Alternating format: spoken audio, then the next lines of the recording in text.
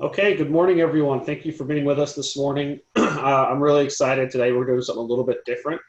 We put together instead of just having the one guest, we put together a panel.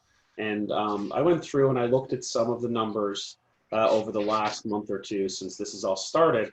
And I asked 4 of the agents that are out there having a lot of success with buyers to join us this morning and just A, answer some questions, and B, be available as a resource to you guys to answer some questions. So I'd really like this morning's call to be very interactive. I'd like you guys to ask a lot of questions for these folks. You know, I know a lot of us are out there. We've got a little bit of difficulty with some of our deals. We're trying to put deals together, whatever it might be. And you've got 4 people here who collectively have pended almost 40 deals since the beginning of March, which is awesome, which is when all this kind of started affecting us at a severe level. So we'll kick it off just with a few questions for the folks that are on the call. And then, like I said, I'd love you guys to just pop in, ask questions when you have them. You know, if you're having any challenges you'd like to discuss, I'm sure these guys can give you some insight and give you a lot of great information. So we'll start off.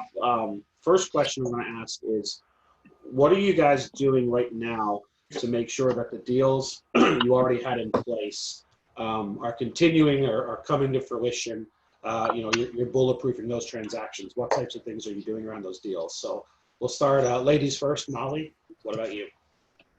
So any deals that, you know, I had going on before the whole virus started, those became top priority. And I kind of just reached out to those clients and made sure that they were okay, made sure that their jobs were still stable if they had any concerns with what was going on.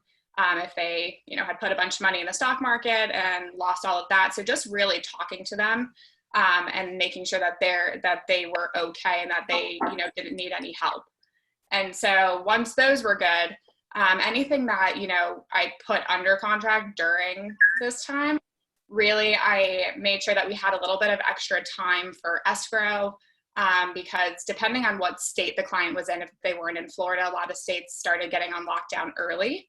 So really just made sure that they had more time for escrow, that the lenders that were out of state had a little bit more time, and just really got to know my clients on a deeper level and making sure that, you know, their jobs were stable and really just getting to know them and seeing, you know, just making sure that there weren't any concerns that they were going to lose their job or that they weren't going to have enough funds to close. Okay. And then Matt, what about you? Is there anything you've done with deals you already had in the pipeline to make sure that those are still moving forward and you're kind of putting those buyers at ease? Yeah, that was one of the, you say Matt or Mike? Matt. Okay. Yeah, that was my biggest mission.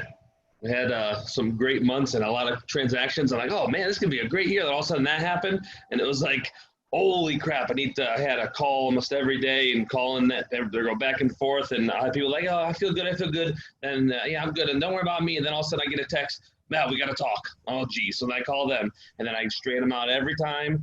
I had to get creative. Even one of my deals down in Anna Maria, on the last day before closing, the lender decided to, it was a broker lender or whatever, decided to pull out and change their program.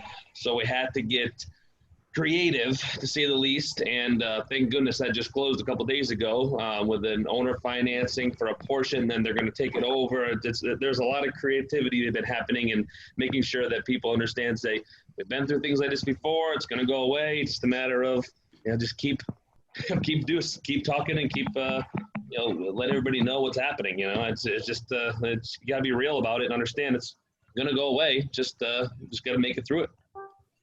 Okay. Mike Polchek? Same thing with Molly and Matt, just extra phone calls, I guess what the biggest thing is having extra questions, because you have to dig deeper. Like she said, are you still going to have a job? What's the chance of you getting laid off? How are you going to pay for it? What's plan B if plan A falls apart? What are we going to do? And then also just, you know, reassuring them through an inspection period and stuff like that. And, you know, so I would say the same thing they're saying. I didn't really do anything different, just had extra questions and really reassured my clients that, you know, this is still, they're getting a great deal on houses they were buying. And I had some really weird stuff happen right at the last, like Matt did too. So it's just a matter of being there for your clients and working through and creative at this time, and getting everybody involved. That's thank God I'm on a team and I have a great broker. So. Okay.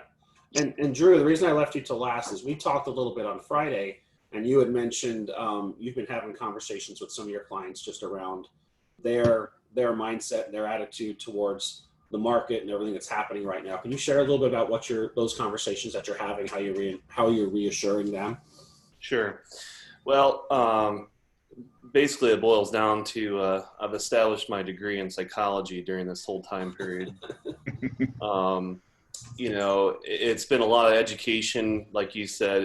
We talked about the other day. My wife and our team, we've done a phenomenal job, I think, watching the market every day, every week. And then now, we'll see it month over month. So it's really been educating them on what the local market's been doing. And, a lot of them up north think the world's coming to an end. And so it's reassuring them that that's not the case. So. Okay. And then we'll take this next question. We'll start with you, Drew. So, when we're talking about new business, right? So we kind of talked a little bit about how we shore up the business that we have in the pipeline. When we're looking at new business coming into the pipeline, like you just said, some clients out there are very hesitant. They're unsure. They don't know what's going on with the market. Is it the right time? Is it the wrong time? Am I going to get a good deal?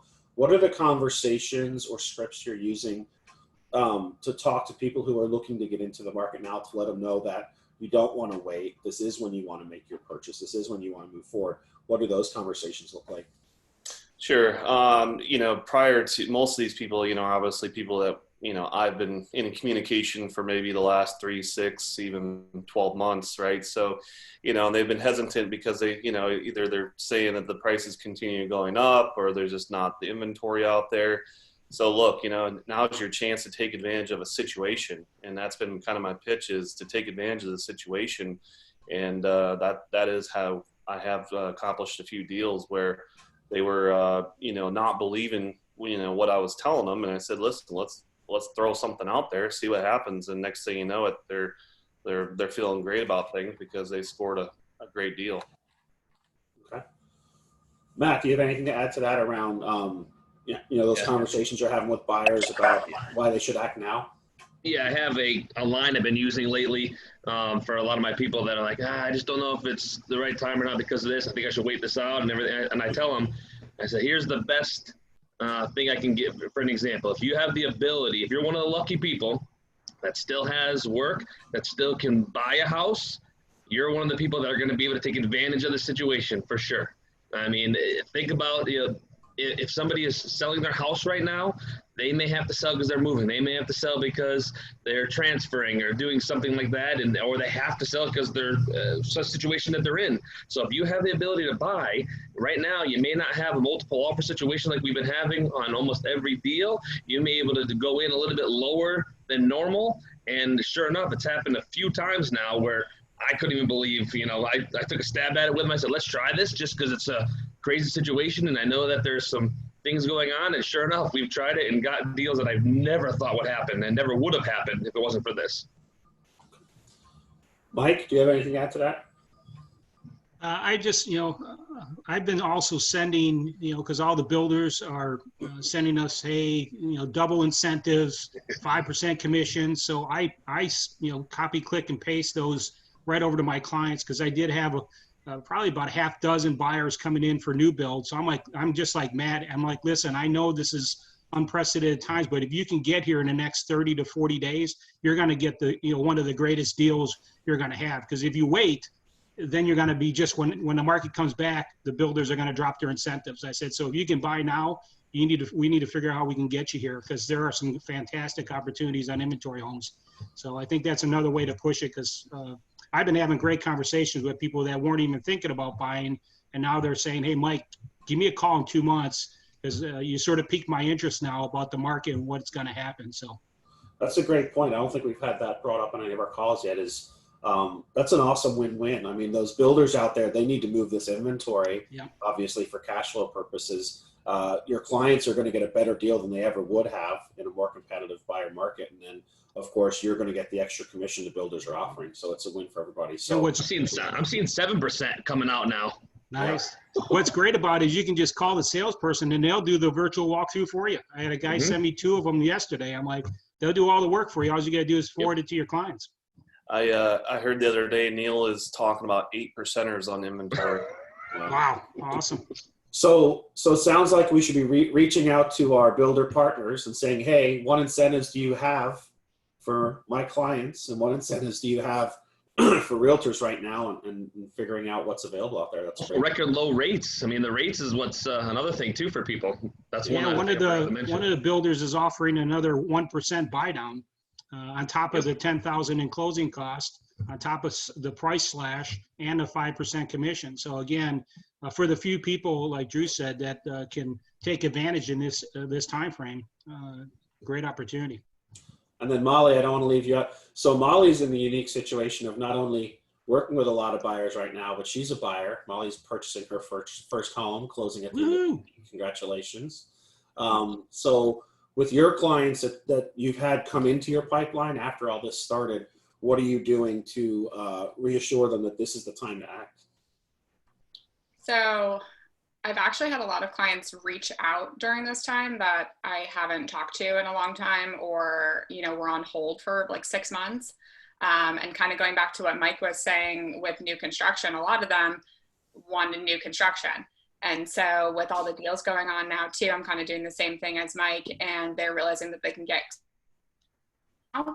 and so I actually have one flying in a couple weeks to go see some.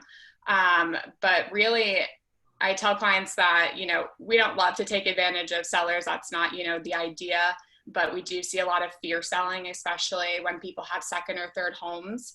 And so everybody loves a good deal. And if they can get a good deal, then they're 1,000% on board.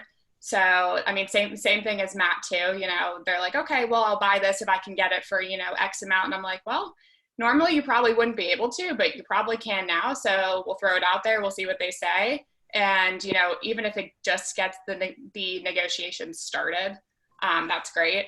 But with a lot of my clients who are a little bit more nervous, I've been using the fact that I bought a house during this time, and a good deal is a good deal, no matter when it is. It doesn't matter if it's during a pandemic or if the market is fine. Nobody knows what the market's going to do in the future. No one has a crystal ball. So, I mean, really, a good deal is a good deal, and doesn't matter if this is going on or it's not. Right. Awesome.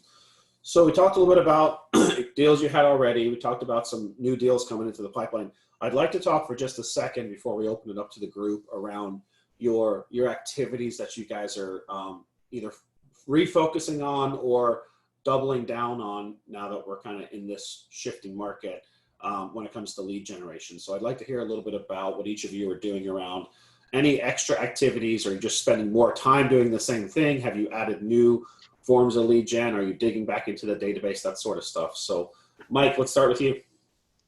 Yeah, I just, like Gary says, you got to double down this time. So doubling my calls, making calls Sundays when I'd be doing open houses or Saturdays. And again, just reaching out. I'm back to 2014 solds of people I sold properties to. Had some great conversations yesterday. So really for me, all my business, majority comes from referrals, sign calls, and then we have like one referral source. So I'm just really digging deep into my database, and I found, actually really surprisingly, this last week I found like 3 or 4 more buyers. And the one thing I'm doing is, even if people aren't ready to buy now, I usually carry about 30 to 40 people that can buy at any time, and I'm trying to get up to 80.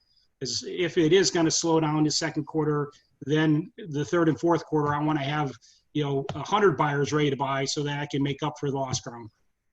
I love what you said about like Sundays or Saturdays, you'd normally be sitting there doing an open house. So since you can't do that right now, you're not just taking that time back and saying, oh, I'll just watch a movie or work on the yard. You're still spending that time on your business. You've just shifted what you're doing during that time. So I think that's a really great point is, if you were spending time doing certain activities that you can't do now because of the situation we're in, we'll just reassign those hours and that time to lead generation or to client care or to whatever it might be. That's great. Matt, let's kick over to you. Yeah, I mean, I think the biggest thing is calling your people that you've either been working or have, investors from the past or people that have been waiting for the deal. That those are the people, and care calls, of course.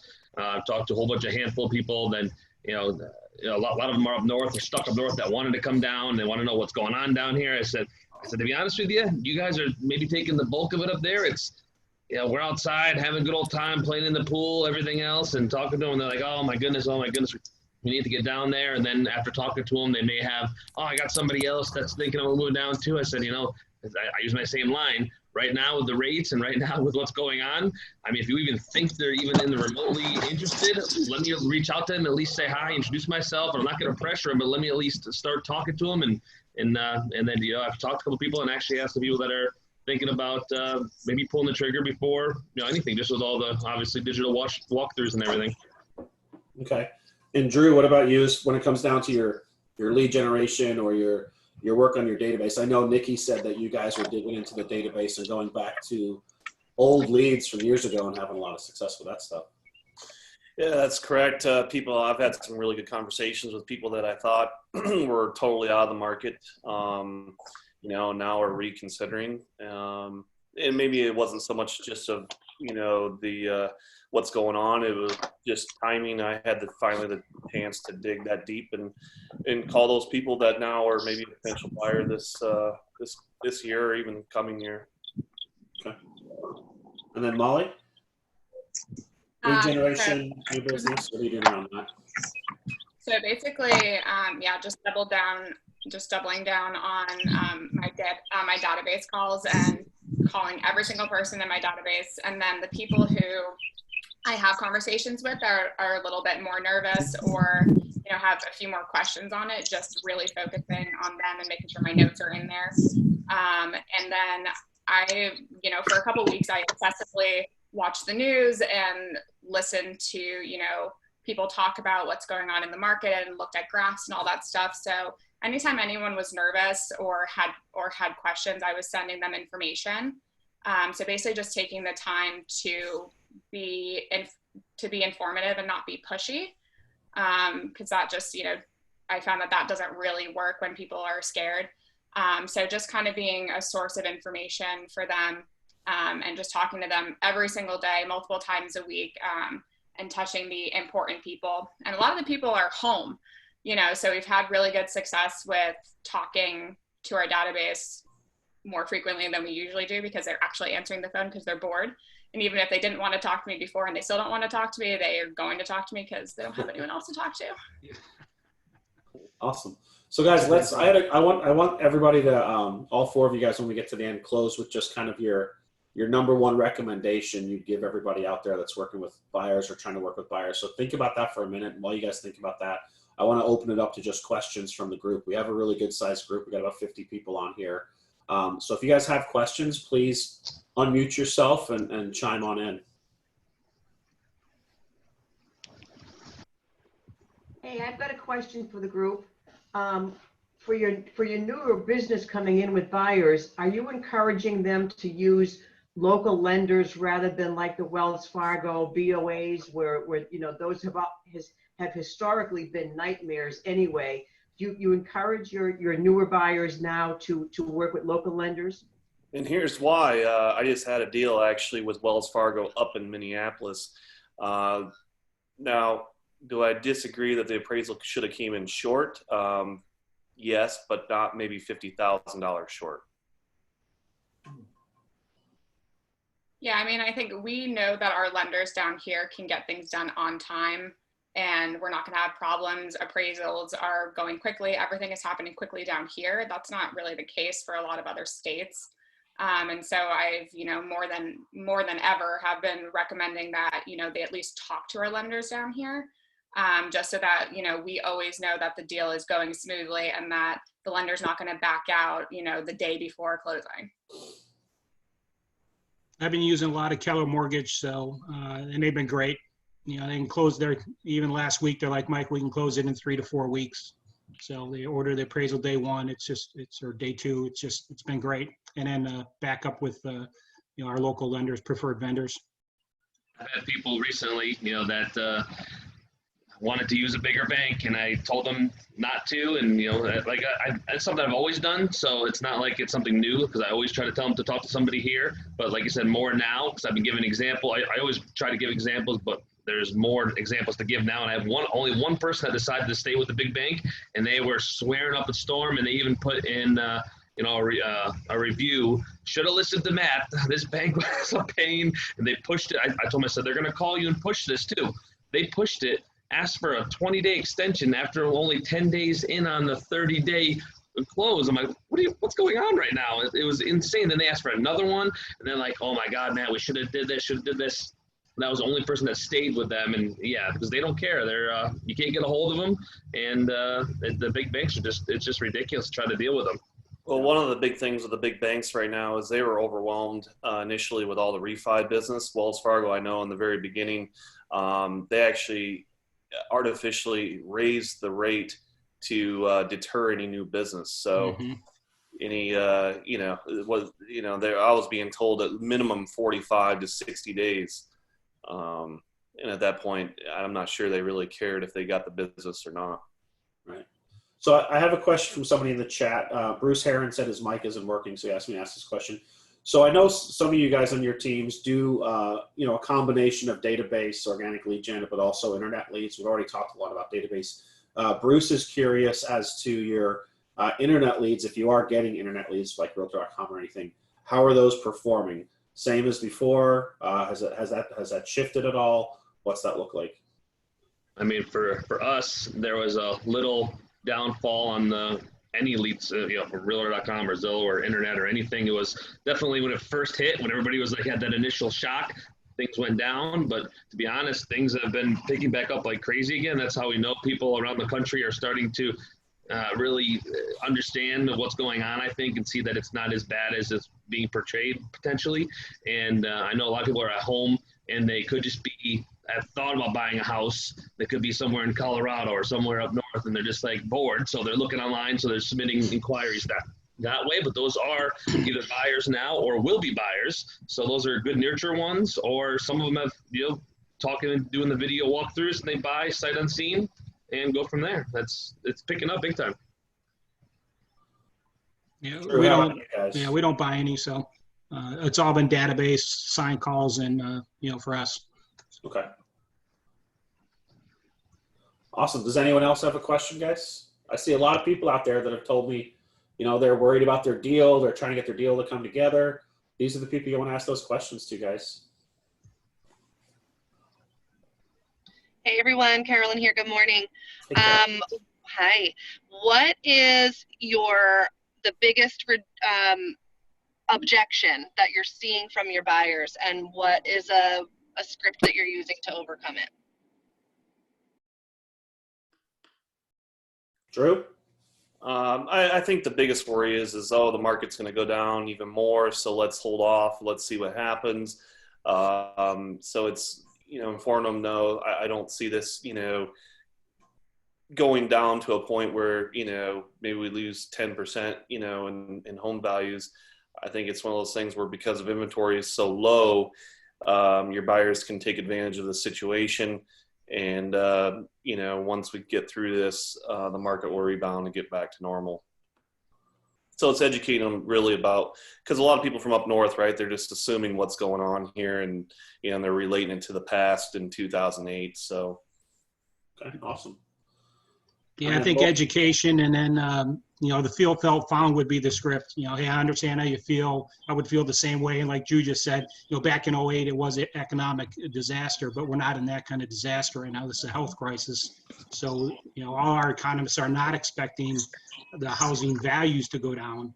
We might have a bad quarter, but it's going to be a blip rather than a full-blown disaster. So educate.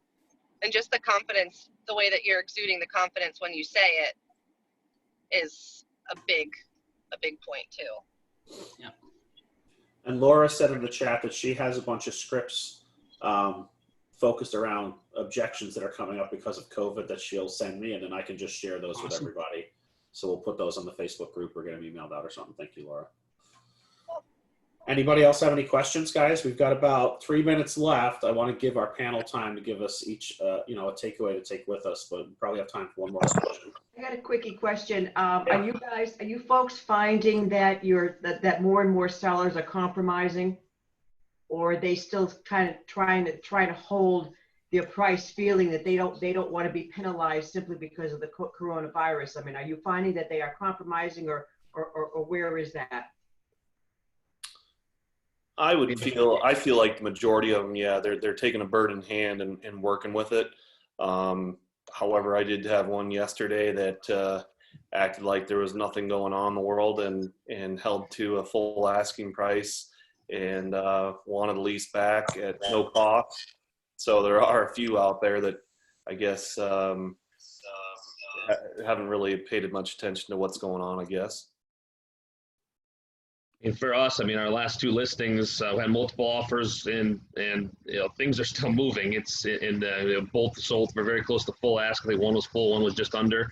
So I mean, I think it just depends on the situation of the seller in each case. If they have to sell, or if we're going to aggressively price it versus price it high and then do the little drop. But every situation is different. Yeah, and I'd say we've heard a lot of stories from agents on these calls over the last few weeks about their sellers being way more cooperative than they've been used to them being, right? Being able to get their buyers to, deal of the decade, right? Being able to get great deals on properties. Even Molly was telling me the home she's purchasing is, I think, one of the lowest comps in the last 3 years. She got an amazing deal on the home she's purchasing. So I think overall the sellers are definitely more flexible. It tends to be the message we're getting from people. So Gary, you had unmuted yourself. Do you have a question? Yeah, I was just curious of the transactions that y'all say that have been pending since, say, the 1st of the month. How many of those are contracts written? You mean written this month? Right. I think y'all said that there were 38 new transactions among the group of 4.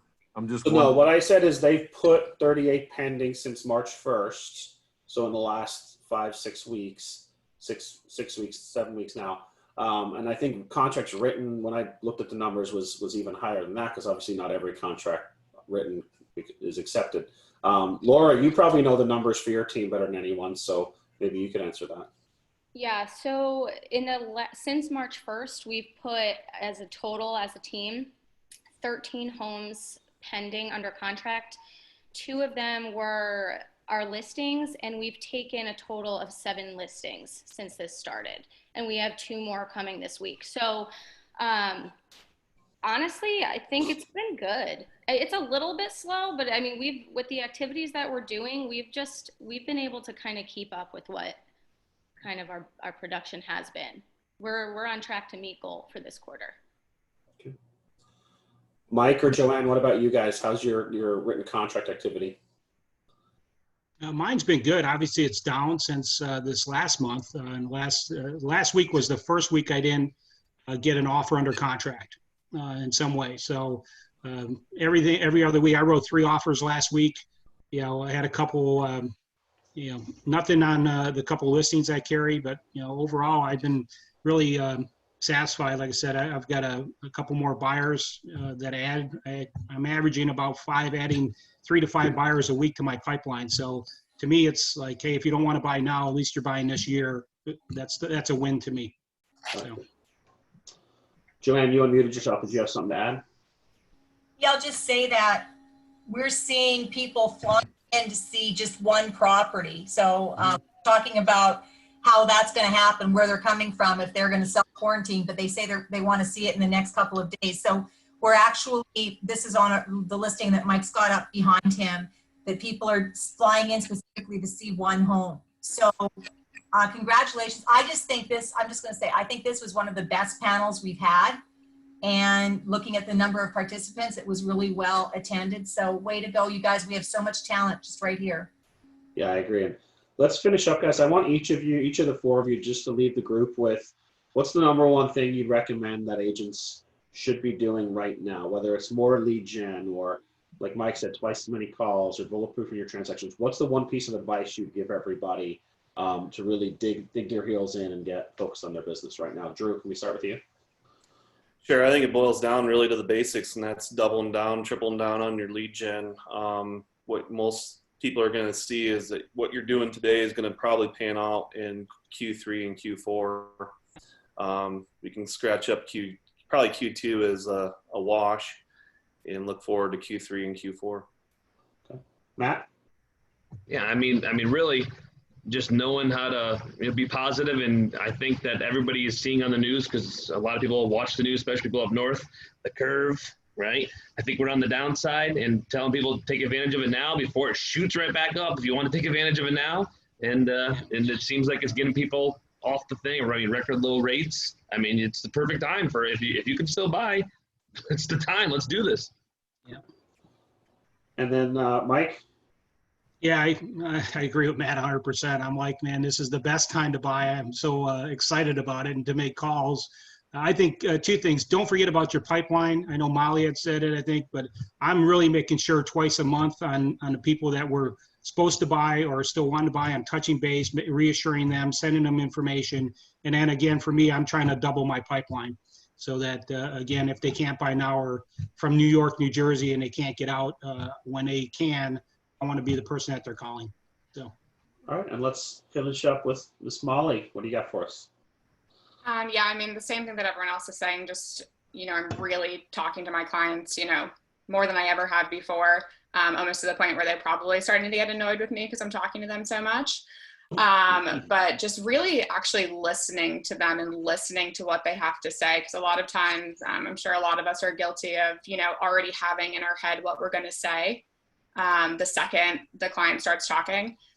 So I've kind of stopped doing that and actually just stopped and listened to what they're saying, because a lot of their concerns that they're having can be overcome, and they're just general fear rather than, oh, I'm going to lose my job or I don't have the funds. So really just actually listening to what they're saying and then figuring out a plan for them.